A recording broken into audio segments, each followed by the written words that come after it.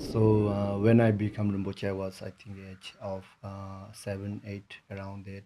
I was recognized as Rinpoche.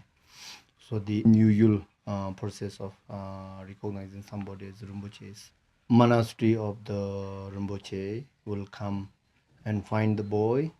So I was recognized by His Holiness Tenzin Rinpoche and His Holiness Dalai Lama. My monastery monks and our order Rinpoche, they find me. Of course, normal process is like we have to choose the item, such as these items, belongings of my previous life. We have to choose everything correctly. So that's process that we have to go through. Once I was recognized as a Rinpoche, I was brought to my monastery, Lama Kasang with me, and then my other brother. We have around 160 monks and nuns, including my master, Tharpa Lhagon Rinpoche.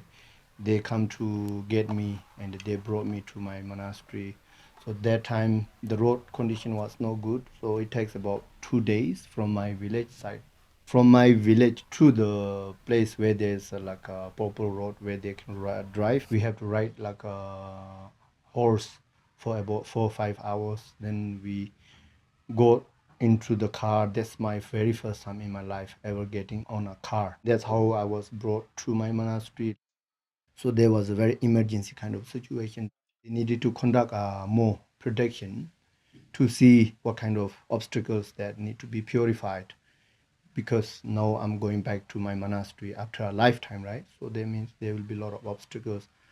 But immediate puja that was prophesied by Pulla Rinpoche and together with Tharpa Lhagon Rinpoche, they checked what kind of puja that needed to be done. And they come to the conclusion 100,000 recitation of Tara prayer and Rathful Guru Rinpoche prayer needed to be done immediately. So they did the whole puja just in one night time, because we were leaving next day in the morning. So as we go to my monastery, I was wearing just a layman clothes. Still I was a boy. Once you become a Rinpoche, you will be taken to the monastery. There will be formal ceremony to wear this cloth, like a monk cloth. We call Navzat Sensu.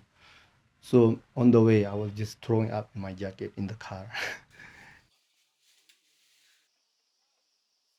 So when we almost reached to my monastery, we had an accident and I was falling through the car from outside, and I didn't have any sketch or anything, and driver got a little bit injured and the car was badly damaged. If the car falls down into the river that goes through Vietnam, so we will fall into Mekong River. I think it's Mekong River. We were coming from Zachu. If that happens, nobody will survive, right? But the car hit on a tree.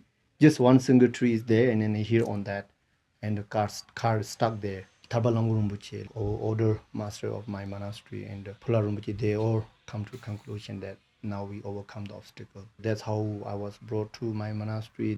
When we reached to my monastery, they formally conducted the enthronement ceremony, which means like they will put me on throne, and then they will put all my take away my layman's clothes, cut my hair, and there were proper ceremony they will have. So we do that, and then we had a teaching. That's my very first time in my life really receiving formal teaching, which was like Kunsang Lama'I Shalung, the words of my perfect teacher.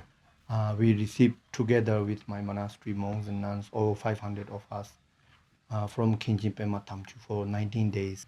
And then after that, 37 practice of Bodhisattva Back then I was not able to really read or write Tibetan, so that's how my life of being a Rinpoche journey began. Yeah, when you are a Rinpoche, you are naturally to be expected to be the leader of the community, of the group, and you are the one who need to bring solution for all problems. So because of that, even when I was child, when I was kid, after I become Rinpoche, a lot of issues and problems that we have internally, outwardly, will be brought to me, and then we have to discuss and find a solution. Even you as a child, you are expected to be expert in solving problems, right? Being a kid, just let's say 12-year-old boy, you are a boy, you are just a human being, but at the same time, you don't really have a choice to be a child. You have to grow up. I believe in many ways, the process of becoming mature, we don't have the luxury to go through, be a kid and then this and that, but rather we just have to jump from being a kid to all immediately to become a leader and to be a problem solver. So that's one of the really challenges. And then as you grow older, when you become bigger, like for example myself, you are expected to be perfect from every aspect of life, from everybody. So of course there's a pressure in there, because Rinpoches are also human beings. In many ways, yeah, I think any other leaders, we have difficulties in terms of being expected to be perfect and to be problem solver.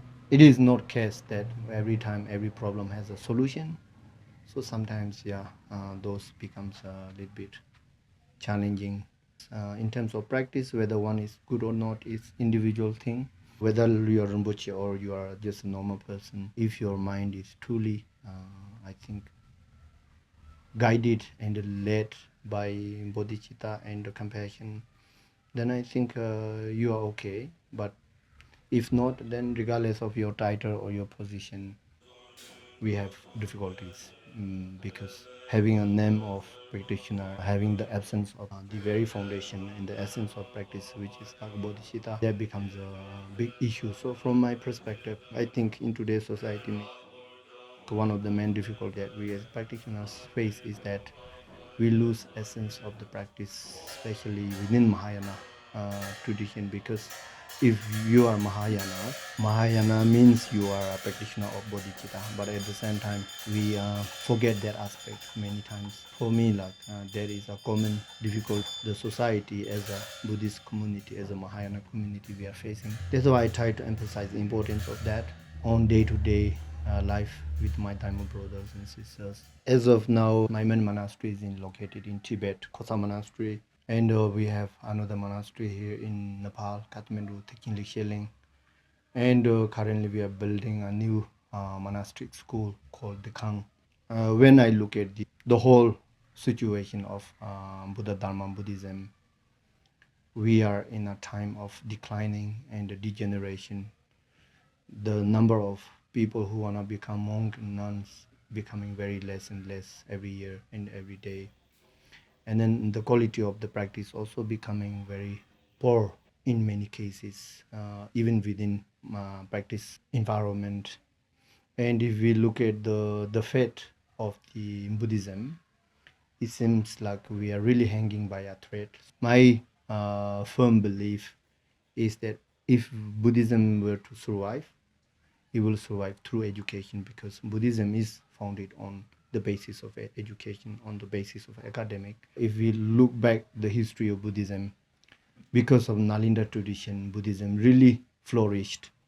The reason, especially Mahayana Buddhism, why flourished, if we look back the roots of that, it's because of Nalinda tradition, which was very much based on education and academic. If Buddhism were to survive for next few centuries, I think it can only happen through education and academic. So because of that, I have spent my whole life in education. I'm still a student. The reason that we are building a new project, the Kang Monastic Institution, is I genuinely believe that if we can provide proper education through monastic system, combination of both modern secular curriculums with Buddha Dhamma together, then those students, individuals, whether they become monk or nun, I think we will be able to maintain the essence and the importance of the knowledge we have, the tremendous knowledge we have, treasure that we have. I think we can maintain that through education. So because of that, I'm trying to do my part, just being a Rinpoche and being a leader of monastery. I'm trying to think, how can I make the contribution for the preservation and the protection and flourishment of Buddha Dhamma. My firm belief is that can only happen through education in today's time.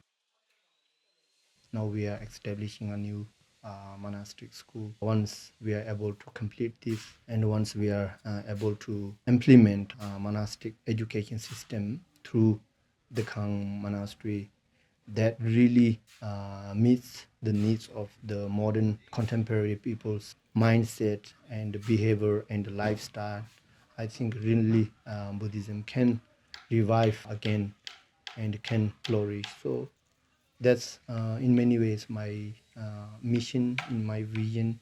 That's the reason that we are building this new monastic institution. One of my personal specialty of practice, bodhicitta. As I often say, the practice of bodhicitta is really the essence, the most profound, the most necessary that we really have to have if one were to achieve enlightenment, Buddhahood. So when I was in Ho Chi Minh City, one of my old students asked me, what is the shortcut, kind of like key, the most essence teaching that I can give him so that he can practice and to achieve enlightenment, since he's already old and he's afraid that he doesn't have much time. So I told him that if there is a key, that is bodhicitta. If there is a shortcut, that is practice of bodhicitta. It's not that our practice is not effective.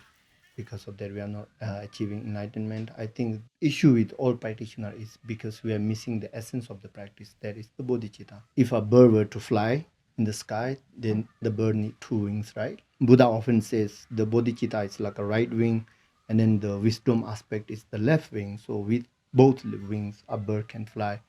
Otherwise, a bird cannot fly, right? Likewise, if we don't have the practice of both bodhicitta and emptiness, then one can never reach enlightenment.